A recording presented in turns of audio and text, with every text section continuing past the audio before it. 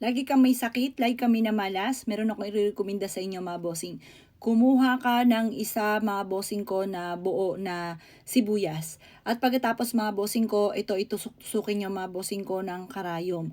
Ang karayom mga bossing ko ay bubulungan po ninyo kapag po kayo ay magtutusok po dito mga bossing. Sasabihin nyo po dito habang tinutusok nyo po siya mga bossing ko na kayo po ay maalis na lahat ang mga kamalasan ninyo.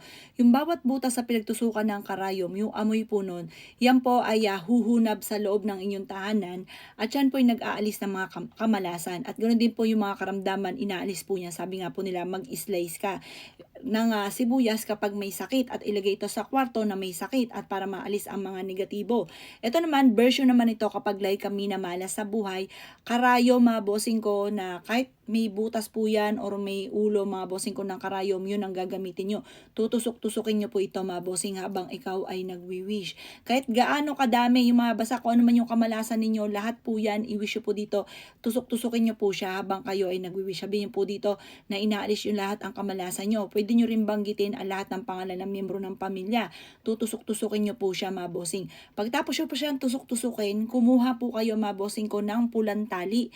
At ito ay tatalian nyo po siya dito. Isabit nyo po ito mga bossing ko sa inyo pong main door. Ngayon mga bossing ko, malaki ang tsansa na matuyo siya kaagad kapag maraming negatibong enerhiya na nahigop mga bossing ko ang sibuyas.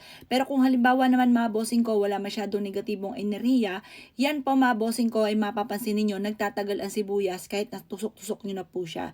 Ito pa mga boss, kapag makalipas ng 1 linggo mga bossing ko na nakasabit siya sa pintuan, kunin nyo po siya kasama yung tali na kulay pula, ibulong nyo po dito na tinatapon ko nyo na ang lahat ng kamalasan nyo at huwag na muling babalik pa, ayaw nyo ng kamalasan, gusto nyo ay puro swerte lamang ang dumating sa buhay po ninyo.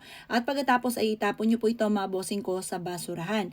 Tapos i-maintain po ninyo, dapat meron kayo na tali na pula na nakasabit mga bossing ko sa inyo pong main door. Ang dulot po niyan mga bossing ko ay protection para hindi ka lagi minamalas sa buhay. Dapat lagi na may kulay pula.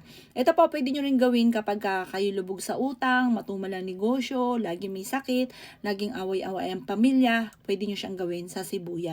Basta pag ginawa nyo po ito, positive ka lamang, naniniwala ka na kung ano man yung winish po ninyo ay magkakatotoo.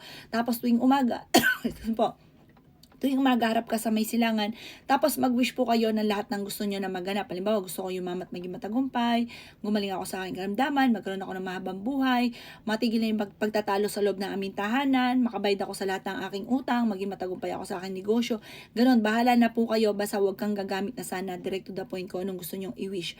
Pwede rin to sa love life, mga bossing ko, sa pamilya, pwede po siya, pangkalahatan, pwede kayong mag-wish. Tuwing umaga yan, ng mga bandang alas 7 ng umaga, alas 8 ng umaga, mga boss. Kapag po halimbawa, makalipas ng mga ilang buwan, tapos para may pagsubok muli, gawin nyo po ulit ito mga bossing. Pwede nyo siyang ulit-ulitin ng paggawa mga boss. Basta naniniwala ka sa paggawa nito habang ginagawa nyo po siya. O siya mga boss, good luck po sa inyo po lahat.